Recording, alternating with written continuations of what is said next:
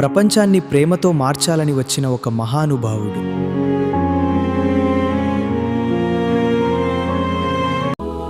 ప్రేమించండి, క్షమించండి, అమించండి అని బోధించిన యేసు తన వాళ్ళలోనే ఒకరు ఆయనను ద్రోహం చేశారు.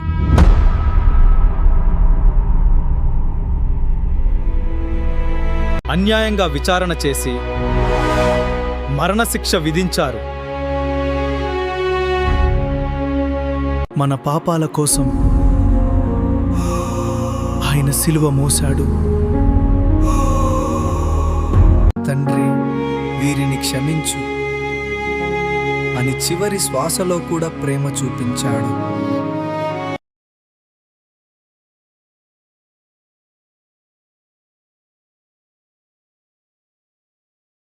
ఇది బాధ కాదు,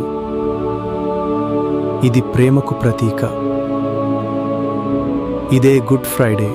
ప్రతిరోజు నేనెక్కడికెళ్తే నా వెంటే ఒక కుక్క వచ్చేది. అది కేవలం కుక్క కాదు, అది నా మీద ప్రేమతో బ్రతికే ప్రాణం. ఒకరోజు నేను సిటీకి వెళ్ళాలి అనుకున్నాను.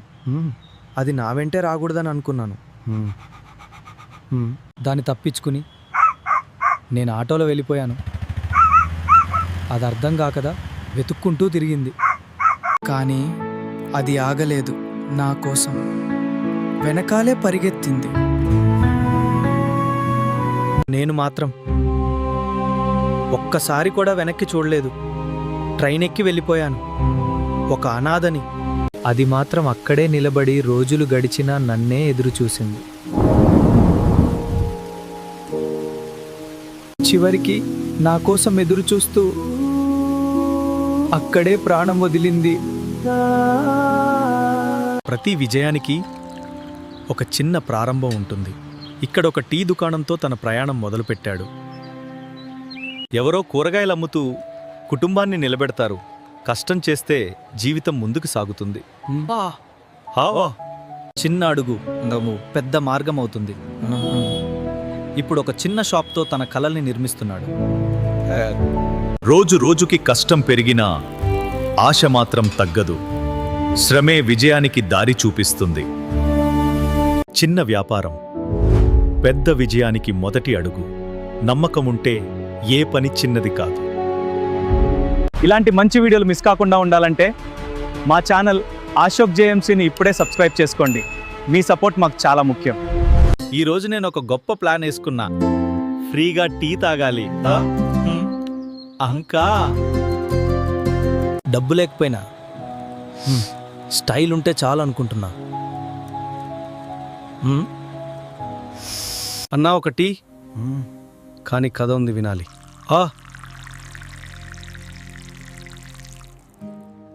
నిన్న రాత్రి నేనొక పెద్ద వ్యాపారి. ఉదయం లేవగానే ఖాళీ జేబు. అంటే నీకు టీ ఇవ్వాలా లేదా హాస్పిటల్కి పంపాలా? నాకు టీ ఇవ్వడం అంటే నీ షాప్ రేంజ్ పెరిగినట్టేదా? ఫ్రీ టీ కాదు, ఫ్రీ ఫ్లైట్ ఇచ్చాడు.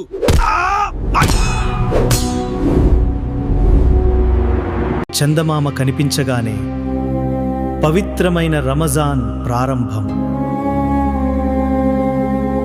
ఈ నెలలో ప్రతిరోజు ప్రార్థనతో, భక్తితో గడుస్తుంది. ఉపవాసం అంటే కేవలం ఆహారం మానడం కాదు, మనసును శుభ్రం చేసుకోవడం. రమజాన్ అంటే దానం, దయ, ప్రేమ పంచుకోవటం. సూర్యాస్తమయం తరువాత బొద్ ఇఫ్తార్తో ఆనందం పంచుకుంటారు. ఈద్ రోజు అందరూ కలిసి ఆనందంగా జరుపుకుంటారు.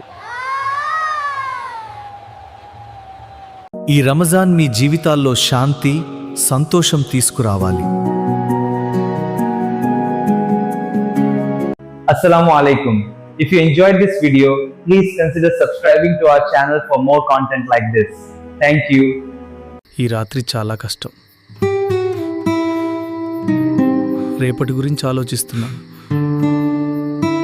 ప్రతిరోజు మనం తినే అన్నం వెనుక ఒక రైతు కష్టం ఉంటుంది. వానా